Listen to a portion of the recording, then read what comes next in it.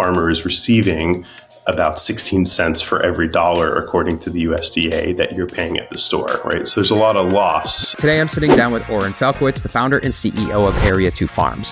If you care about fixing this food system in the U.S., this is a must listen. Our hope over time would be that there would be a farm within about 10 miles of every American in this country.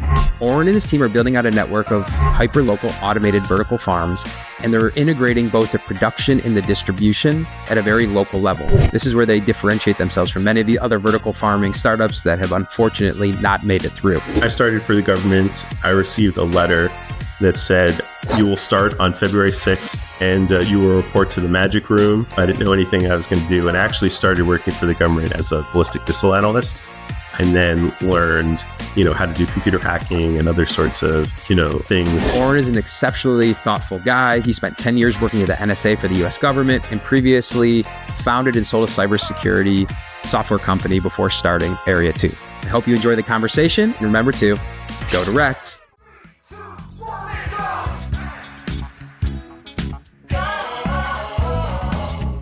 Oren, how are you doing today? I'm doing great. Yeah, thanks. Thanks for having me around. Sure. So, well, listen, man, as folks that are watching or listening that have heard me yap for the last several months, there's, I think what you're working on at Area 2 Farms, there's nothing more important, which is I'm trying to work on the food system in the United States and doing it through a decentralized model. And so we have a lot to talk about. And then the most interesting thing for me, which I'm excited to get into today, is when I kind of took a deeper look at your background, working for close to a decade, I believe, at the NSA, the government. That's right, yeah. And then built and sold a cybersecurity startup and now building farms. And I'm like, okay, we're going to have a fun conversation. Absolutely. Yeah, I'm looking forward to it. All right, cool. So when I think about fixing the food system in the US, there's actually kind of three components to it, right? So there's kind of, for me, I think about there's production, processing, and then actual physical distribution.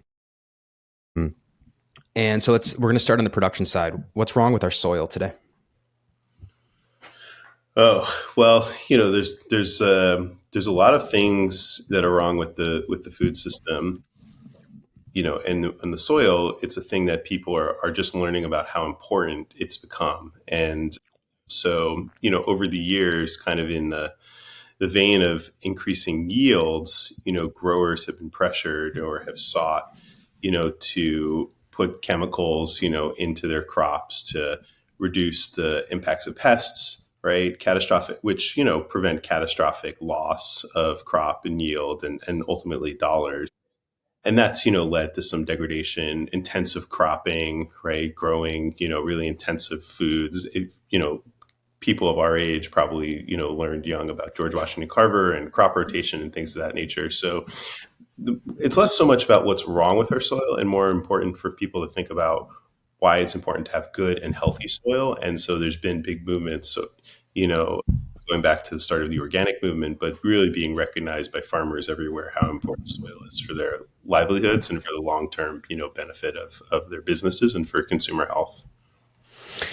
You hear, like I said, this is something you hear so many reports, and a lot of it's like doomsday stuff, and so you don't know what to believe or not believe. But you hear a lot of these things around like the degradation of the soil, and we only have X number of harvests left because of the monocropping and the chemicals. I mean, have you dug into that pretty deeply or at all, or I don't know, just trying to get to the source of what's really, what's really the issue, or how big of an issue is it, or is it just kind of dramatization, No, it's certainly not dramatization. I don't know if there are a finite number of harvests, left. I think, ultimately, like I said, people are concerned and are coming to realize that the soil has power, right? And that keeping good, healthy soil is better for crop, development. It's better for people. And it's a limited resource, in and of itself, right? We can, one way to think about the soil is what do we use it for, right? So there was a time not that long ago when you could wake up in Silicon Valley, where I lived for a bunch of years, and you would find apricot blossoms like on your tree. And a lot of communities, have rich agricultural histories.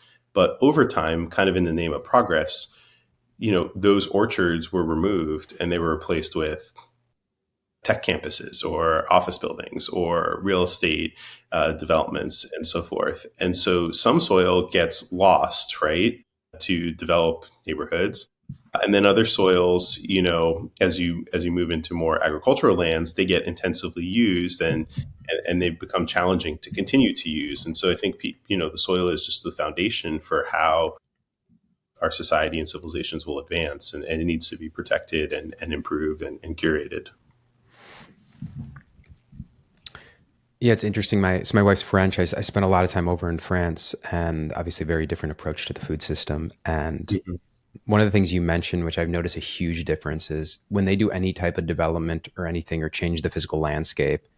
One, actual landscaping, right? Landscape architecture is like an art over there, and two, no matter what they do, they really integrate it into the nature. And so when I spend a lot of time over in France, I come back to the US, it feels much more like in the US, we're battling nature in a lot of ways. Whether that's, what everyone puts on their lawn just to make sure it's nice and bright and green, to just like the setbacks and like, and rather than integrating, it's kind of like overpowering. I just, something that's, to your point, mentioning it, I've noticed like a very big difference being in two different places now because they have very different approaches. Yeah, I think it comes down to one thing, which is this idea of progress, right? And as we progress, things get lost, and sometimes there are good things that get lost, in the shuffle. But progress is not, a destination to failure. Sometimes progress is a return to things that are good, and people have lots of stories about, oh, I'm from this area, I traveled here, Europe, you name it. You go to the American Southwest, they have a much more integrated sort of understanding, but it's an arid climate. It's not Sure. green lawns. It's sort of different. So, I think what we're battling is progress and how we want to advance and last, not just for the next decade, but the next 100 years. And so we're addressing challenges that maybe were thought of just less than 100 years ago today. There's great opportunity to continue to progress in positive ways. All right, let's move over to the processing side because I think this is an area, I don't know, a lot of people don't think about this, but that's actually the processing of our food is required to end up on our supermarket shelves for many reasons. So I don't know if you've thought a lot and much about it or want to talk a little bit about what's wrong with the processing layer in the food system. Yeah. So, I mean, look, not that long ago, 90% of Americans were in pursuit of growing their own food and in the production of food. And this idea of progress that I mentioned, as there was industrialization and mechanization, less people needed to do it. So today, I think like 3% of Americans are involved in the production of food. And so that's a good thing, right? We produce more food, more higher quality food, safer food than ever before. As as that production is sort of intensified, it's becoming extremely consolidated. And the real impact of the production, particularly when it's related to fresh food, so leaving aside like ultra processed or other types of food production, which are not really the domain that we operate in, what you find is that there are tensions, right? So today, when you look at the food system, what you'll find is that it has very little to do with food itself. It's really a multimodal distributed transportation system. And that system has to take food from a farm, which is on average, 1,500, 2,000 miles away from where most people are purchasing it, let's say like a grocery store, and deliver it there, right? And those stores, right, they have concerns of their own, which is they want certain types of products. So there's a homogenization effort that goes on. So they kind of talk back to the production side and say, hey, consumers are looking for this, right? So all of your heirloom varieties or specialty varieties, like nobody wants those. They want uniform shape. They want just so much color. They want certain types of varieties that are popular. And secondarily, we need it to be able to survive not only the journey, but to sit on the shelf so we don't have loss, where things don't get lost. And so that creates effects where now the production side, rather than growing for flavor, aesthetic quality, nutritional value, they're growing for surviving the journey, homogenization and shelf life stability. And the end result is that products today are less abundant, sort of in the things that matter to us, right? The quality of the food, and secondarily, the farmer is receiving about 16 cents for every dollar, according to the USDA, that you're paying at the store, right? So there's a lot of loss as a result of this multimodal transportation network that really is the definition of the food system. Great. All right. So let's move over to now the potential solution and area two. So, I'll let you kind of unpack it, but obviously, kind of the idea of creating hyper-local, automated, modular farms, both from the production side and also distribution side. So, can you just break down a little bit more about what you guys are building? Yeah, I mean, so our goal is, as I described, if food is traveling this long journey and it's really about transportation, it's a really simple mission, which is rather than moving the food, we'll move the farm. So what we set out to do is move the farm, not the food. And what that means is to bring both the production and the point of commerce directly into the communities where people live. And so, as I mentioned, there was a time not that long ago where there were farms everywhere. And you would find that around the time of the Second World War, there were farms in New York City. There are farms all over, Washington D.C. Wherever you live, people will tell you, "Oh yeah, there used to be a farm here." Where I grew up in South Florida, there was a place called Blood's Orange Groves, and my family would go there and we'd get our orange juice, from there. And eventually, Mr. Blood decided like he didn't have a path to retirement, so he sold the land or he got tired of it, whatever it was, and that was bulldozed, and that great soil where we started the conversation is now like apartment buildings, right? But you can't bring those things back, right? And a similar story in Silicon Valley, as I mentioned, you could wake up and find blossoms on your car, and now they're just offices, right? And so if you just can move farms back, right, you can return exactly all the value that people demand, from a source of food. Now, to do that, right, it's not that simple. There aren't hundreds and hundreds of acres of land available to create the farms that once existed. And so what we've done is created a farm that is rooted in the traditions that people understand, but is also layered in with modern techniques, such as vertically stacking the plants to compress the space. So rather than needing hundreds of acres, you might need thousands of square feet to be able to use some smart automation to simplify the process for the farmers. So you don't need, large teams and big mechanized tractors and drones flying over to see things. You can have small teams, and then you can just distribute all of these little hubs directly to the places where people live. And so obviously, many people listening or watching have heard a lot or followed many different promises of what they consider vertical farming. And I'm sure you've talked to you're blue in the face there, but there's obviously been a few different hype cycles, and pretty much very little has really worked. And so when you're thinking about putting area two together, where does, in your mind, if you were to break it down to where those other models kind of got it wrong or where it was too difficult, like what was it? And then how did you kind of design your system to not hopefully have a similar fate? Sure. Well, I think that technology, right, at its best is when it's in service of people.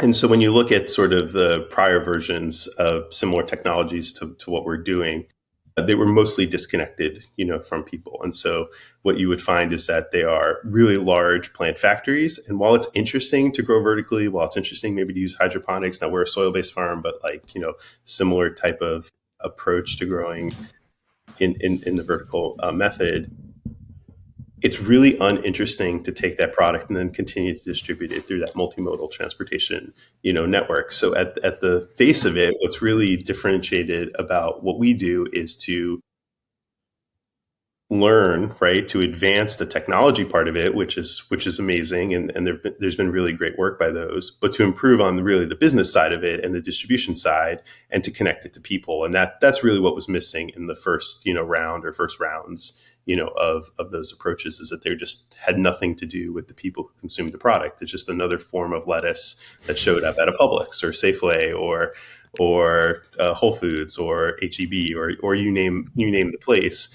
And that is generally what I would call undifferentiated, and where we try to focus the most of our efforts. Okay. And then your first farm, it's in the tri-state area. Is it Maryland or Maryland? yeah, it's in Arlington, Virginia. Oh, Virginia. Okay. Yeah, and we just call it the DMV around here, DC, Maryland, Virginia region. But yeah, we have a farm in Arlington. We're building a new farm in Fairfax, and we'll continue to build 10 more farms, this year, across the southeast or mid-Atlantic part of the United States. Our hope Oh, over time would be that there would be a farm within about 10 miles of every American in this country. all right. So let's break that down. Let's kind of break down this individual. You have your first farm that you were operating. So kind of just talk me through kind of what is the goal for the general size of the facility? How many customers do you want to serve? Like, yeah. Yeah. So when we started the first farm, what we wanted to do is how can we make this farm as small as possible? And I'm really fond of this movie, which is called The Founder. It's kind of the Michael Keaton Mm-hmm. McDonald's movie, and there's a particular scene where the McDonald's brothers, I think Nick Offerman, the guy from Parks and Rec, is in it. They're kind of like balleting out how they would take hamburgers from the grill and pass them to the guy in the front. And so our kind of first version was to take what our team knew from running some of the largest, indoor farms, in the world on the technology side and be able to really shrink it down to a size that was measurable. In our minds, we were trying to challenge sort of one thing, which is if you grow too much, right, you're going to have a problem then selling the product because it's a fresh product. So while the farm is like a form of manufacturing, it's not like manufacturing number two pencils where we can just put them on a shelf and then like sell them whenever. Like they have to sell that day. So as a simple analogy, if we grew 1,000,000 tomatoes one day, that sounds really great. If you did some economic model, 1,000,000 tomatoes and sell them for whatever, this is how much money we want to make. You would find that you'll wake up and say, I have 1,000,000 tomatoes and I have nowhere for them to go. Or someone who wants to buy them wants to make ketchup or salsa or some derivative product, and they don't want to pay, one for them. They want to pay 13 cents or 20 cents or something to that effect. So what we first focused on was kind of shrinking the farm to be kind of a Goldilocks size of a farm, right? Not too small, not too cold, not too big, not too hot, to be just right in that. And so what we've been able to land on is that a good farm size is about 5,000 square feet. It supports about 300 families a week through a full, complete CSA basket. Those customers, are within only a few miles or walking distance, if even better, of the farm. And then you can build another farm and build another farm and build another farm and kind of do that, forever, basically. Okay. So 5,000 square feet serving about 300 families. And so what are you growing? Right. So traditional, as you mentioned, other vertical farms or hydroponic solutions, are known for growing leafy greens or lettuces and greens and herbs. And, I'm fond of saying to people, like, there's only one farm that ever grew everything, which is the Garden of Eden, but you want to have some sort of, right? And then no one grows everything. And so this Sure. is one of the big misnomers that consumers have to understand, which is, we don't grow peaches, right? And there's some things, there's some things we don't develop, but we want to have enough of a complete basket. So the farm is more like a butcher, right? Where you have enough things that can support as a local provision a family for a week. And so we grow lettuces and greens. We grow root vegetables like carrots, tomatoes, potatoes, turnips, radishes, onions, leeks, things of that nature, herbs, microgreens, and a whole range of specialty items. So each of our baskets is encompassing of these 5 items every week, which is kind of like enough, to be a fresh source of food.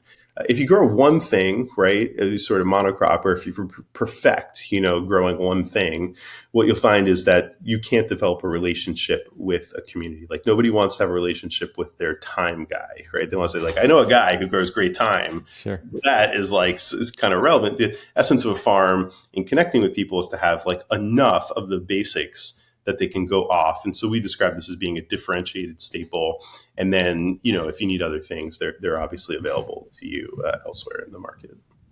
And how do you think about seasonality, right? So is it some, obviously it doesn't matter because you're growing in indoor controlled conditions, but is it also trying to train a little bit, bring the consumer along the understanding of they should consume along with the seasons? And so, yeah. Yeah, I think seasonality is really important for the people side of it. So yes, it's true. We are not really subject to the seasons, but our customers, right, the people who live near us don't want gem salads in the middle of winter when like 5 feet of snow show up. So there's some opportunity to rotate the crops to not also have a monotonous offering all the time. But then secondarily, to play with that a little bit, to offer things like maybe fresh mint in the middle of the winter, which isn't particularly seasonal, could be useful in a tea, could be useful, right, in some other forms. So there's ways to kind of incorporate the uniqueness of the growing, but also to match the desires that humans have in the way that their eating changes, throughout the season, or provide them the nutrients that they're not getting naturally, to meet the types of cooking and food that they're accustomed to. But having peppermint, which wouldn't be like particularly seasonal around Christmas time, could be like kind of a fun thing, and we certainly will do that, and for hot cocoa or for cookies or you name it. And so there's an opportunity to be playful, but also to be consistent. And I think people like, in our experience over the last 2 years, sort of like journeying along with that and seeing the changes particularly. Yeah, well, it's interesting. It kind of goes back to what we were talking about before we started recording. It's you're getting people actually at a human level, they want to be connected to it. Like they Yeah. want to be connected to that journey, right? And when you're connected to the farmer that you're buying X, Y, and Z from, or the going to the butcher, and the butcher is like an art form, doing everything how exactly you want it because you want to prepare this meat or something a certain way. It brings a meaning to a different type of connection and meaning to your daily life. So it makes sense. Makes sense to me. The reason why I started the conversation about soil was one of the things that caught my eye was that you are growing everything in soil versus unless I'm wrong, but what I read, hydroponics. And there's a big difference from a nutrient standpoint there. And so can you talk a little bit about kind of your approach with growing in soil and why it's important? Yeah. So the reason we grow in soil is sort of threefold. The first is it's the foundation of an organic farm. And so we are a USDA certified organic farm. The second is a more practical reason, which is we want to be able to grow carrots and other types of root vegetables, which aren't really possible in hydroponic setup. I mean, they might be technically possible. Someone will show you how to do it, but like really, it's more practical. And then the third is that it's the greatest connection between the outcomes that people have. The interesting thing about the hydroponics and from people on our team who've really run these large hydroponic setups, the other sort of downfall to it is that it really transforms how the farm is run.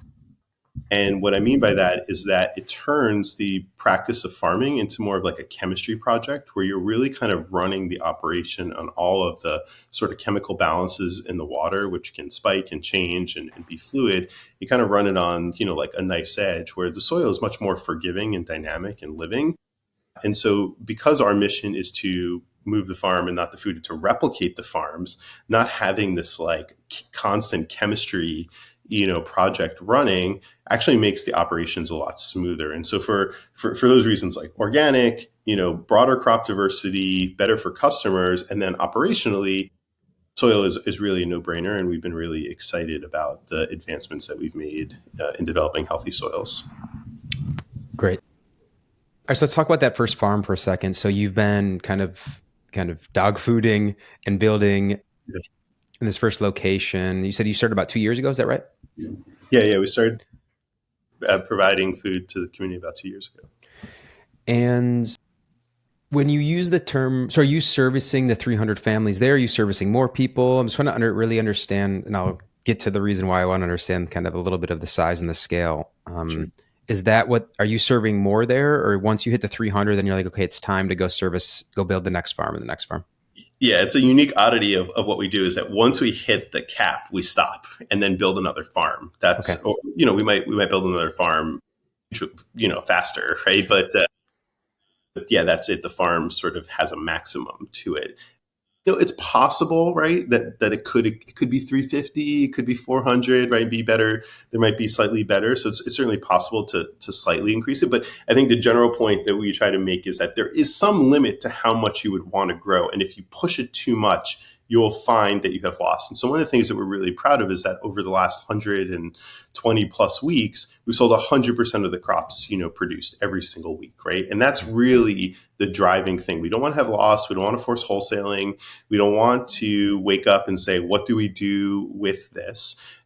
We want to have steady operations that's good for the farmers, good for the neighborhood, and then ultimately good for the farm from a balance perspective. And then if I'm a family living in Fairfax, where your next farm is going to be, right? Am I going online and like subscribe, like getting a weekly box or a monthly box, or how does it Yeah, so work? we use a model which is familiar to people. It's called community supported Yeah. agriculture, or CSA model. Mhm. And for folks who are unfamiliar with it, really what it is that community members buy a share of the farm, right? And so they pay for a share. Now we offer 4-week and 10-week shares, and you basically get those shares. In a traditional CSA model, I think what people have been frustrated with is that sometimes it's called farmer's choice. You just kind of get what you get, right? Like kind of what's growing. And so I've participated in CSAs that are wonderful. They're also very seasonal, right? Spring, summer, sometimes into the fall, part of it. But you'll get a box and you'll have like 3,000 beets in it. And you kind of look, Yeah. like, what am I supposed to do with these beats? So Yeah, we've for made sure. sort of, I think, two small innovations on the CSA model. The first is we curate the 5 categories of things that I was talking about. So it's predictable in terms of what you're going to receive. You're always going to get a lettuce or a green. You always get a root vegetable. You always get an herb. You always get a microgreen and a specialty item. And the second is that we've made the delivery or the pickups, very flexible, meaning that if you buy 4, by default, you get them for 4 straight weeks. But if you're out of town for a week or you go on vacation, you can you can skip a week and kind of go from there. And how does the on the distribution side? So are you actually doing? Is there local deliveries? No, folks come and They pick do. up, Okay. Okay. pick It's up all on the pickup. farm. Okay. Yeah, I Yeah, just because meant delivery of the product. I got it. But no, but that's important, right? Because you don't need there's no logistics infrastructure that you have to manage, which is a really important piece to We've done understand. some delivery. Our customers are on average about 3.1 miles from Yeah. us, and at different points, like we've offered it to people, and it's been relatively straightforward. I mean, we're just not needing reefer trucks or refrigerated trucks or having to like go far distances or run massive sort of like distribution things, and so it's possible. But really, what we try to promote is that people interact with the farm, interact with the farmers, and so USDA organic is the gold standard for food quality, and it's the basis for how we operate and the practices that the farmers undertake. But the ultimate thing for folks is to be able to interact with the people themselves that grow it and to earn trust there. Labels, certifications, stickers, stars, whatever, are all ways or proxies for folks to say, how do I Trust. know that I can trust this thing? The ultimate form of trust is to just know the people. And so that is a big component of how the farm operates. And in some ways, it operates kind of like a third space, a library, a community center, a park, right, where people come. This year, we've welcomed over 2,000 K through 12 students from local schools to the farm. They interact with us. There's religious organizations that come by. There's just community groups that come by. There's Boy Scout groups, Girl Scout troops, you name it. And all of those things increase the trust. And we want people to come to the farm. That's the whole reason to be within the city. Otherwise, like you could grow anywhere, right? Like, but the purpose of growing within a city is to increase that trust and reduce the distance between where the food comes from and how you receive it. Yeah, man, I think you hit on something. It's so great to hear you talk about, having K through 12 kids coming through and other groups. I mean, like I said, I'm going to keep coming back to this, but it's really important because I've now been exposed in a pretty deep way to a culture where food is religion here over in France, and Yeah. at a very young age, man, eat everything. It's the jokes, the toys, the books, the puzzles. Everything is around food. It's very fascinating, and so they are being raised at a very young age of understanding what grows in what season and how important it is. And there's a message literally on any television commercial or online, if it's related to food, there is a message from the public health organization in the country, and it says "manger bouger," which means eat and move. Hmm. And literally it's mangerbouger.fr, which is like the URL.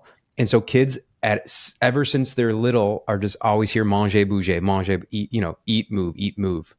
So I wanted to point that out because I think that's something that most folks, they're focused on like the business model or like, fixing the food from an economic standpoint. There is something about teaching and educating the next generation about food. And so sorry, I just went on my little soapbox there, but I think that's a really important point to highlight.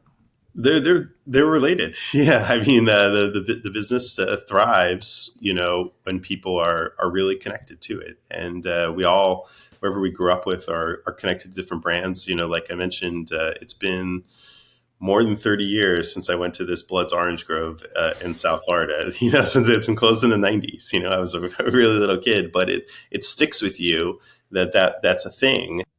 Food and the source of production and sort of the memory of picking a strawberry or going and just getting it fresh and like talking to your friends about it. Uh, it's not something that's forgotten, but we've often forgotten about how important it is to have physically, in the places where we live. And that's something there's a lot of, I think, demand, for, and we hope to provide. Let's talk a little bit about the actual technology from an operation standpoint. So obviously automation, robotics need to play a very big role here in some capacity to make these like highly efficient because of the size. And so can you just talk a little bit about kind of how you're incorporating technology, or what are the most critical parts to make this kind of feasible from a financial standpoint? Yeah, absolutely. So we invest in sort of three areas of technology. The first is soil health, right? So we're doing a lot of work in terms of like the biome of the soil and advancing how healthy the soil is. That's really key for the crops, which has an impact on yield, more crop, right? More dollars. And then also the quality, of the crops. So today, if you go, as an example, like people often know that spinach is high in vitamin C. But one thing they don't fully contemplate is that when you cut crops, right, to harvest them, they start to die. And so by the time you get spinach at the local store, it probably has zero vitamin C left. So like you might want vitamin C, but like you're not getting it. Or lots of vegetables, up to 40% nutrient loss in the last, several decades. So soil plays a big part, and there's a lot of technology that's focused there. The second is in the automation or in the robotics. And because the farms are vertical, we've introduced smart automations for two facets. One, kind of the core principle in robotics is to move the problem to the human versus you going to the problem. So we are up growing about 20 feet in the air. And you don't want to like have a guy climb a ladder, to go do things. It's dangerous. It's less productive. And so we use, automation to kind of rotate our crops around. And then the second is that one of the challenges that vertical farms have faced is that maybe like kids in France know eat move, but they also probably know that heat rises, right? And so which is sort of a very easy thing to do. And so when you're growing vertically, what you'll find is you get all these stratas of temperature that are Interesting. Yeah. happening. And so each of the layers, they look uniform, but they're actually Different temperature, environments. Yeah. yeah, slightly different climates. And so by rotating the crops, we don't have to do any sort of expensive like HVAC or artificial conditioning, processes to smooth that. You just kind of move the crops through. Now it turns out that this is actually desirable for the crops because there is a thermal change happening on Earth every single day, which is sun up, sun down, right? So conceptually at high noon, it's the hottest, and then it cools off. And so plants actually want these changes as part of their circadian rhythm. And so that is sort of being simulated through the rotation. So it's, solve the human problem, bring the problem to us, and then also give the plants, what they're looking for in this transfer of thermal and temperature and climate dynamics that exists throughout the farm naturally. And how do you think about product mix? Like, is it obviously you talked about having a little, specific things, a root vegetable, leafy green in each basket. But I mean, do you have kind of a whole menu that you're like, hey, we want to eventually have hundreds of products, or do you want to keep it pretty tight? Yeah, no, it's a great question. Well, what I would say is, I think if you think a lot about it, the first principle I think about is to have completeness, right? So giving people what they would be able to utilize in a variety of different forms, throughout a week, and then to change that, but also to include some consistency with it. And that's why we have these sort of categories within, like something like mint. As an example, there are lots of varieties of mint, right? There can be hundreds of varieties of mint, chocolate mint, pineapple mint, peppermint, spearmint, right? Just to name a few. It's kind of like the movie Best in Show, where the guy's like naming nuts. Yeah, There's like, I don't know if you know this movie. Okay, I do well, know. but there's a great part of it. But there are a lot of things that still can be brought forward. So let me give you two examples. Right now, we're growing something called choy sum in an R&D, which is kind of like a Asian kind of like mini stem broccoli. And so that's a really great thing that we hope to include to add more of like crunch, more variety in like the eat part of it. And then the second, which we've incorporated over time, are what I would call like ethnic or like regional varieties of things. So for instance, Tulsi is a form of basil. It's often called holy basil. It's very popular in like South Asian cuisine, Indian cuisine particularly. It's the type of product that is actually quite desirable, quite popular with some cultures, but it's loved by everyone, but that you'll never find in a store. Like literally would never find it in a store. So it's not difficult to grow. It might be slightly less common, but if we can provide some helpful tips and guides for how one might use it, you find that there's a lot of desire for it. And so it's not so much that it's novel, it's just it doesn't support being transported long distances and sitting on shelves, and it can be incorporated carefully. But I don't think you can have a basket that is totally unfamiliar to someone. It just creates too much chaos in people's lives and sort of the busyness, they have in just like wanting to eat. And so you want to be careful, I think, to introduce like one thing a week. And so I'll talk to my team about this. It's kind of like playing Super Mario Brothers a little bit, where you want to have the little box with the question mark, and we're just kind of like punching it Sure. once a week to get a coin. You say, hey, this week we're introducing you maybe something that's a little bit different, but here are 3 or 4 or 5 simple ways to use it. Enjoy it, love it, and then like use the other things as you would in basics.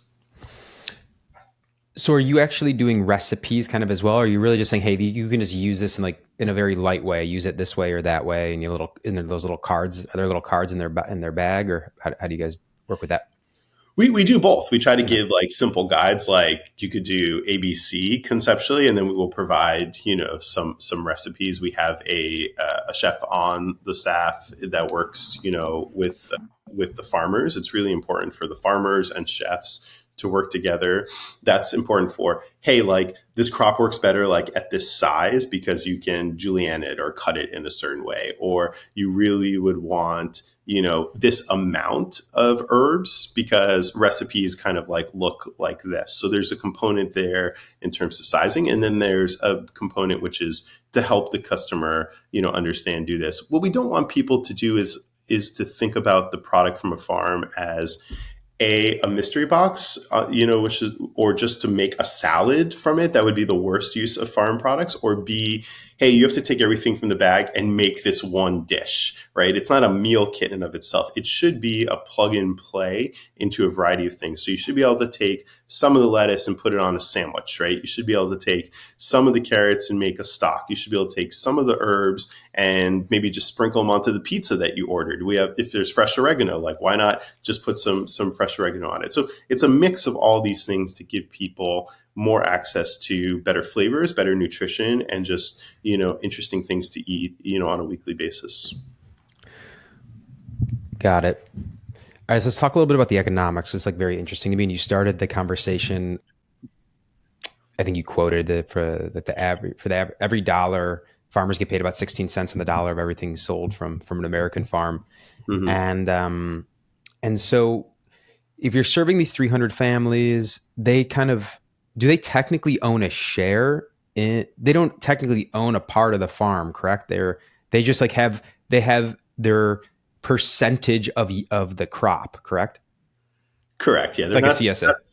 right. They're not shareholders like Okay. stockholders, Okay. but they have a share of what's produced, Okay. from the farm. And so when you're kind of at this level of 300 families, how much is it costing me if I have the 4 week pass or the annual or an annual pass or something? Yeah. So if you buy 4 shares at a time, it's $45 a week, and if you buy 10 at a time, it's $35 a week, and if you buy them all year, it's $30 a week. So pretty Okay, simple. so basically $120 a month to have all the fresh produce. It's $180 a month or $300 for the season. Yeah. Okay, got it. But you're going all year round, right? We go all year round, but people just buy them, and these guys they'll They continue. don't. They'll just keep continuing. Gotcha. We had a Um, premise, or kind of a thought that few people would want to just get mm, 52 straight weeks of vegetable box. yeah, It turns out a lot of people do end up doing that, but life gets in the way. Like, totally. you know, 10 or so folks this week were traveling for Thanksgiving, and they just couldn't use, what we were providing to them. And so, they're able to just sort of skip it instead of lose it. And do the volumes change based upon like household size? So if I have two teenage boys versus two toddlers, or 3 or 4 kids, like how do you determine what's the right volume per This family? is a really hard part of it because there's so many different styles of eaters. So the volumes today don't change. We just create one size box. Okay. And what we find is that basically for a family, it's enough for a week. And for folks who might be living alone, what they'll do is maybe spread out their shares. So instead of getting a box every week, this is just another benefit of like they'll just go every other week and kind of use it that way because it's really fresh. So we try to use the shares to solve for that problem rather than changing on the operational side, like how much do you get and what type of eater are you, and create all these little configurations. It's one share, and then you can utilize it. And I think in our last survey of folks, when we asked, about 85% of people said it was enough for them, with some people saying it was too little and some people saying it was too much. And really what we want to avoid is mostly the too much, Sure. because what you find on the too much side is that people are then throwing it away and then they're not finding the value. And so being at the just enough is really a good place to be. A thing that I always shout at the rooftops for, if you want a truly decentralized system, the individual unit has to be self-sustaining in and of itself or profitable in and of itself. And Exactly. so Yeah. obviously you've thought a lot about this. So just kind of talk to us about how you think about it. If you can unlock X, then we can have literally thousands of farms all over the United States. Well, I mean, that's the core principle, right? That the individual farms, if they're individually successful, then you don't have to play these games like lots of people play. Like, well, if I just got to this scale, Sure. then all these things would happen. And my friend Coco, who I knew from MIT, she wrote a great book called Optimal Illusions, which really talks about the fallacy of like optimization, kind of the race to the bottom. And there's a whole generation of entrepreneurs, that I've, sort of interacted with over the last 20 years, who really try to focus on becoming like the next Amazon. And that is kind of like a general losing proposition. You kind of lose, I think, on the business, and you lose like a little bit part of yourself. And so what we try to do, and this is the kind of the key to that right sizing of the farm, which today is at 300, but like I said, it could be maybe like a little bit larger, but Sure. is to make sure that the farm individually runs a profit, that profit is sufficient enough for the farmer, right, to be not only living, but to be feeling really good about it, and that can replicate itself in the way that like other stores do.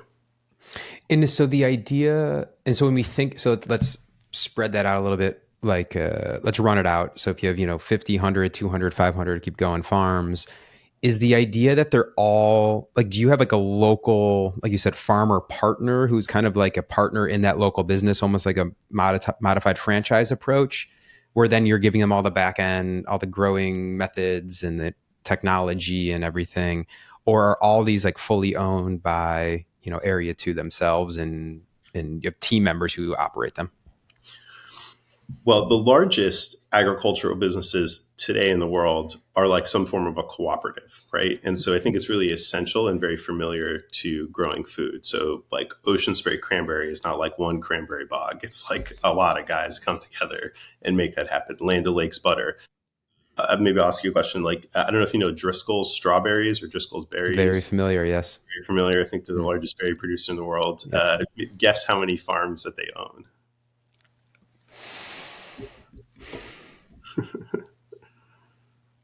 1,000. Zero.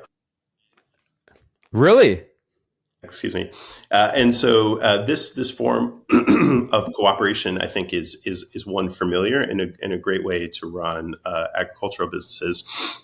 But secondarily, and even more important than that, that sort of context is that the key to the farm is that the person running it is a person who has a lot of skin in the game, is really invested in the outcomes, and is a leader within the community, building that trust. And so we really want the farmer to be the focal point, of the business. And so our model is to create farmers, to create entrepreneurs. Our view is that farmers are the original entrepreneurs in this country. It's sort of the bedrock of the way the American experiment has come to be, is kind of built on people taking seeds, forming a form of independence, growing food for themselves, for their community, but understanding that there is no scenario where people do this alone, right? Behind every farmer is another farmer, and it's always been that way.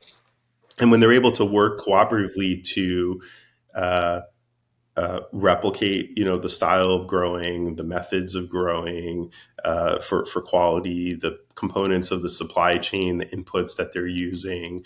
These all drive, better outcomes for the individual farms that are community based. So, but at the end of the day, so if you kind of have your each local farmer, are they then attached though to, just kind of incentive wise and growth in their own lives and career? Are they kind of attached to kind of area two at large as well, or just their own kind of local operation?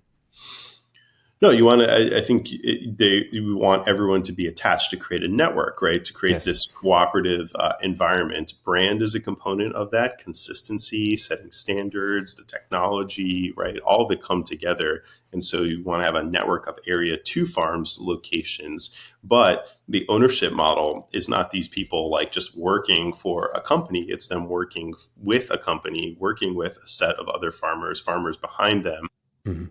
to achieve their own, individualized outcomes as well. And so those two things are not competitive with one another. They create, I think, a good symbiotic balance that ultimately leads to the right outcomes.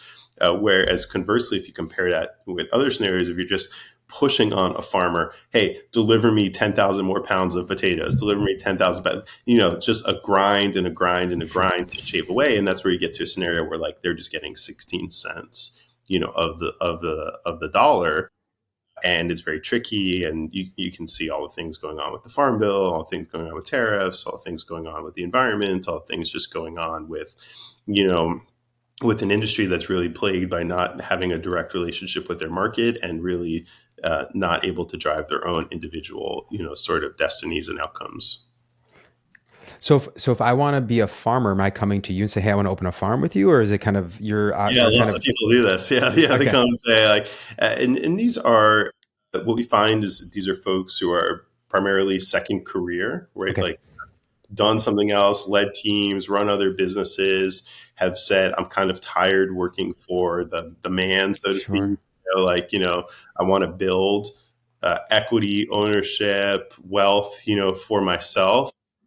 I'm really passionate about doing it in a community based way. Food is interesting to me. They have a certain set of skills, technical skills, mechanical hardworking, skills. You don't need particularly a green thumb initially to be able to do it, and they're wanting to develop that, in their local neighborhoods.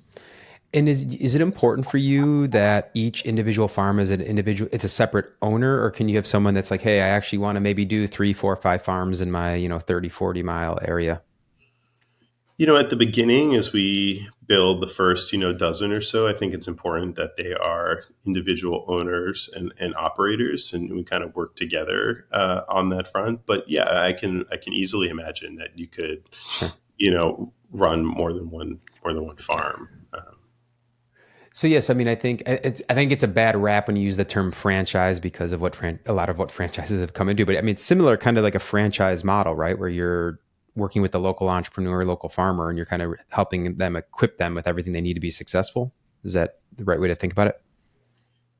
Yeah, I think the best way to think about it is kind of what I was sharing, was that actually all the largest agricultural companies, they Oh, so run just in this type of co-op. cooperative Okay, model. You don't get milk from one cow, right? It's lots of guys, pulling it together to create something that's quality. So if you look at something like Clover Milk, or Land O'Lakes butter, or Driscoll's berries, or you name it, right?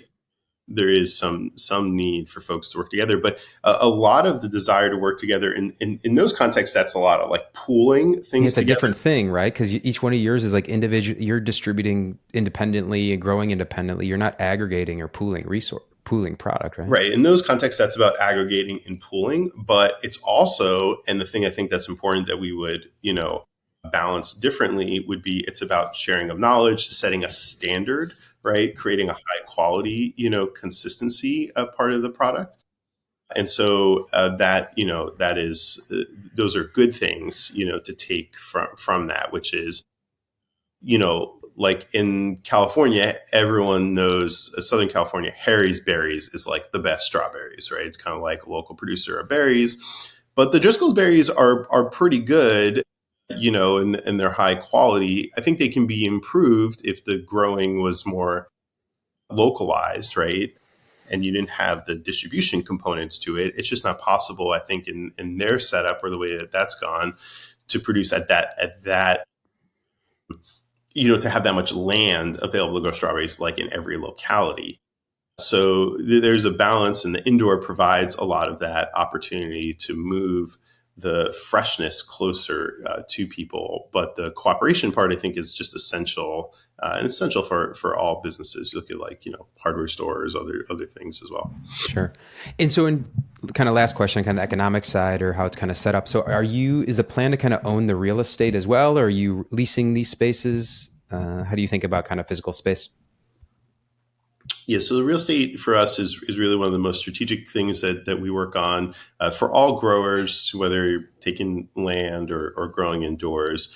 Finding available land is a challenge, and so what we want to do, and this is kind of one of the benefits to our sort of modular farm in a box, kind of growing setup, is to be able to take really any land that's available, whether it is an office space, whether it's a warehouse, whether it is a kind of vacant infill or parking lot, and to be able to transform that. And so a lot of our work starts with working with cities to talk to them about what are the land use opportunities within their cities. So we're engaged with like 20 or 30 cities, at the moment right now, talking to them about, hey, there was a time when you had farms in your city, right? And this is can share with you some stuff, in how this went down in Fairfax. But essentially, there was a time when this existed, in your city, and because of animals, odors, disease, right, things that are maybe slightly objectionable, there have been some zoning buffers that have been created to push agricultural lands sort of further away from people. But there's real value at bringing those farms back, especially when they don't have animals, odors, disease, and in a modern context, don't have cannabis as well, which is sometimes objectionable Hmm. in the indoor space. And so we find is that cities will say, yeah, absolutely. And the second thing is that farms typically don't have commercial, like retail components to them, because of the multimodal transportation that we talked about. And so we worked with cities to be able to amend land use to allow for a new form of urban farm.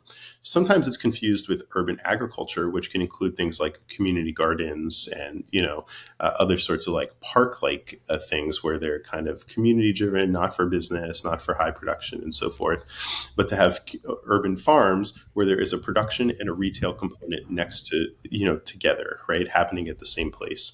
And so we've seen that well adopted, across the country. It's really not controversial on any front. And once you're able to solve the land use problem that this is permitted, then what you find is that developers, people who own land, they just come forward and say, Of course. hey, I got a ton of opportunities here, oddly shaped lots. In Fairfax, once we work through the land use issue, we were able to identify a place that's been vacant for about 25 years. It was a gas station at one point, but 100 years before, it was a farm, right? And the mayor, had a really great sort of insight, which is it was ironic that we even need to do this because we already have this rich agricultural history. So there's kind of a human amnesia that has happened in cities sometimes that they've forgotten. Here in the Washington D.C. kind of metro area, when you talk to city leaders, sometimes they'll say like, "There's no farms here in Northern Virginia," and then you can say, "But like Mount Vernon, which is George Washington's home, is like a giant farm, and like we all go there as kids, and like that's like 3 miles from here." And they kind of think about it and they say, "Yeah, you're right." And so we sort of tackle that in cooperation with cities, and that sets the foundation for new farmers to come in, take those lands, build their farms. But those farms can be within an existing building, on top of something that's vacant. Our goal is to just use whatever space is available and transform it into community space. Last kind of item, and then we can do quick. We'll wrap up some rapid fire. Sure. 10 years working for the government, NSA, cybersecurity, and then farms. Just, give us a couple minutes on it. What brought you to do this? I love it, by the way, on many levels, but just really curious about just that story. Sure. Well, it's funny. I think that when I started for the government, I received a letter that said, "You will start on February 6th, 2006, and you will report to the magic room, and you will make like this much money," which wasn't which isn't really a ton of money. And that was it. They didn't tell me anything that I was going to do. I didn't know anything I was going to do, and I actually started working for the government as a ballistic missile analyst, and then learned how to do computer hacking and other sorts of things that were important to that mission. What I think the through line through my life has been is to be able to use technology and to take that technology and put it into the service of people and to build teams around it, and to really solve real human problems. And so that's the reason why I started working for the government. I wanted to commit myself to a form of service that was good for our country. I've started companies before based on technologies that have been built to help other people unlock the power of their data, to stop the threat of cyber attacks, and now to use technologies, with my team to help them, reconnect with their food and to live better and healthier lives. I think they're more connected. I didn't know anything about cybersecurity when I was a kid. I learned, and but those principles remain the same. So. Why dedicate your life to this for presumably for a very long time, or minimum the next decade? So To the farms? Yeah. Well, I think primarily because of the human contact that the farm creates. It is such a joy to engage with our customers and our community members, like in a real hand-to-hand, a way every single day to learn from them. What do they like? What they don't like? What are the things that they're trying to solve? Software. When you're building a software company, there's this idea that software scales really well and that software is like eating the world. And this is definitely true, that software it's never been easier, particularly with AI, to like just sit in a room and to build something and for people to be able to use it. But it is really hard to get the interaction and the value for why you build the product. So if you build products like I do to solve problems, right, you want to know and be connected with people on what are those problems solving. And then also what you find with, I think, large tech companies is that this idea of enough is really unsatisfactory, which is like, you go out, you solve the problem, and then you create new products and adjacencies and new products and adjacencies, and it kind of goes on. With the farm, what you find is that you can create one product, which is the farm, and then just keep building more farms, right? And evolving it from there. And if each individual farm, as you kind of rightly pointed out, is self-sufficient in its own way, you know that you're really succeeding in a way that you don't get through other types of businesses. So I think there's some nice benefits there of learning from the people, and the scale part of it is very exciting as well. Great. Well, I'm really excited for what you guys are doing, and it's on many levels. And have Oh, you thank you so much. have you come across One Mighty Mill? You know that company? It sounds familiar, but I'm drawing a blank. Yeah. So shout out to John. He was actually one of the first conversations I had, but him and his team, they're up in Massachusetts, based in just out of the Boston area. Oh yeah, and yeah. These are the and great guys. Yeah. yeah, exactly. They're building the stone, decentralized stone mills. And Yeah, so, that's amazing stuff. Yeah. so I was just saying, kind of the work that you're doing, that John's doing. I mean, these are like the foundations of the food system, and I I think it's just such an important thing, and something we have to fix for our kids and our kids' kids. So kudos on that. Ready to a little rapid fire, and we'll wrap up. Let's do it. Yeah. Okay. Herbs or leafy greens, which is harder to grow? Oh, herbs. Why? They're just more particular. Yeah. What breaks first in an indoor farm? The robots, the climate control, or the humans? The people. Yeah. If you could vertically farm one thing besides produce, what would it be? Oh, besides produce, yeah. Maybe chickens or eggs. Eggs are really popular, I guess. But I don't know if you need to vertically farm them. But I would like actually, I'll change that. I would like to have more bees and honey. I like it. Most overrated trend in ag tech right now. Oh, strawberries. For some reason, everyone is super into growing strawberries. I don't get this at all. Like strawberries are fine, but I don't know why people care about this so much. It's because of the $40 strawberry from Japan. That's a separate conversation. The Uchis, yeah. And is there one kind of underrated threat to the kind of when you think about like national food security that no one thinks about? Land, right? Land is just increasingly hard to get. It's expensive, it's distant from people, and there are a lot of competitive pressures as to why people do and don't want to make land accessible or available, just generally available. It's not an accessible thing, but the land is the threat. Indoor or outdoor, who wins long term?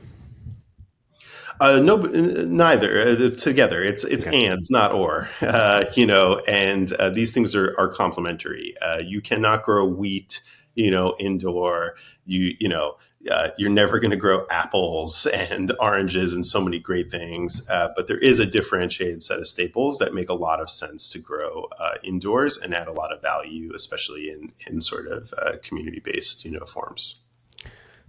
Great. Well, Oren, thank you so much, my man. Tell people where they can reach you or how to reach out, and we'll put everything in the show notes. Sure, you can follow the farmers at Area 2 Farms, or if you want to follow me on Twitter, Oren Falkowitz. So yeah, anytime, reach out. Happy to talk to anyone. Great. Well, thanks, Oren. Thank you, my man. Keep up the good work. Keep building, and look forward to checking back in the not too distant future. Thank you so much. Yeah, this is awesome. Thanks, man.